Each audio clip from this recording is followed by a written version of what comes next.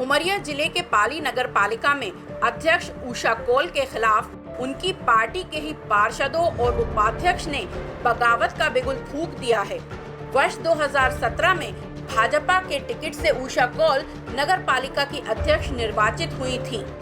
निर्माण कार्यों में भ्रष्टाचार और अपनी ही पार्टी के पार्षदों की उपेक्षा का आरोप लगाते हुए भाजपा के 6, कांग्रेस के 3 और 1 निर्दलीय पार्षद ने कलेक्टर को अध्यक्ष उषा कौल के खिलाफ अविश्वास प्रस्ताव दिया है। पार्षदों की इस हरकत से जहां जिले की सियासत गर्मा गई है, वहीं जिले की जनजातीय कार्य मंत्री मीना सिंह की विधानसभा होने से आरोप प्रत्यारोप के दौर भी शुरू हो गए हैं। इसके 3 पार्षद हैं, 6 बीजेपी के पार्षद हैं, 1 निर्दलीय पार्षद है, जिसके कारण हम लोगों ने अध्यक्ष के खिलाफ अविश्वास दिया है। अध्यक्ष विशेष ध्यान नहीं देती हैं। आज 4 साल से यही प्रक्रिया चल रही है। जो भी कार्य किए जाते हैं अध्यक्ष अपनी मनमानी ढंग से कार्य करती हैं, न किसी को पूछना, न कोई काम कराना, अपने मनमानी से। जैसे एक हवन अपन कुंड का निर्माण हुआ, वही अकेले जाके बुला ली, कोई उसमें पार्षद नहीं सहमत रहे। इसके कारण हम लोगों ने कलेक्टर साहब के यहाँ जाकर विश्वास प्रस्ताव दिया, यही कि अध्यक्ष को हटाया जाए। पार्टी के विरोध में नहीं है भाई साहब, यह है कि गुणवत्ताहीन अध्यक्ष जो है अभी वर्तमान में है, वार्डों में काम नहीं हो रहे हैं। अगर कहीं टीएस और टेंडर होते हैं, फाइल कहीं न कहीं से हमारी फेंकी जाती है, वार्डों में काम नहीं हो रहे हैं विकास कार्य, और जितने काम चल रहे हैं उसमें गुणवत्ताहीन काम चल रहे हैं। उसमें आप लोगों का कोई वो नहीं है। मैं तो चाह रहा हूँ कि जितने अभी पूर्व में काम चल रहे हैं उसमें भी जांच हो। इसी सभी आक्रोश था और यही सारे पार्षद ने अपन ज्ञापन भी कलेक्टर साहब को दे के आए हैं विश्वास प्रस्ताव के लिए।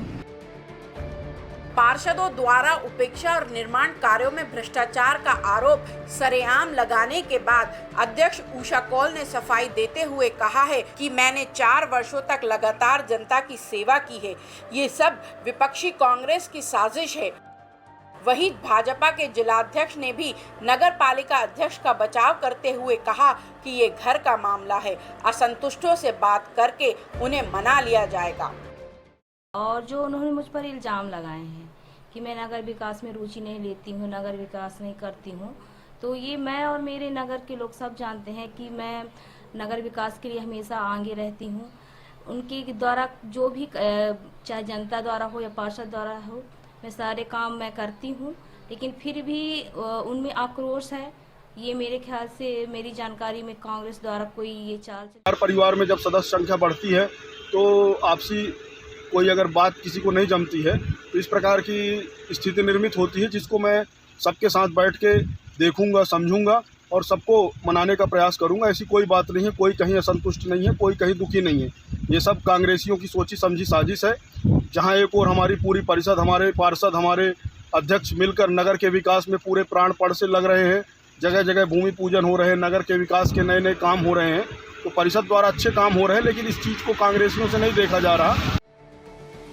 15 पार्षदों वाली नगर पालिका पाली में अध्यक्ष के खिलाफ अविश्वास प्रस्ताव को नियम अनुसार 12 पार्षदों के एकजुट होने पर ही मूर्त रूप दिया जा सकता है। भाजपा, कांग्रेस और निर्दलीय पार्षद मिलाकर अभी तक कुल 10 पार्षद ही एकजुट हो पाए हैं। वहीं अविश्वास प्रस्ताव की अगुवाई कर रहे भाजपा के पार्षद रामधनी प्रधान का दावा है कि 2 और पार्षद शीघ्र ही अविश्वास प्रस्ताव के समर्थन में सामने आएंगे।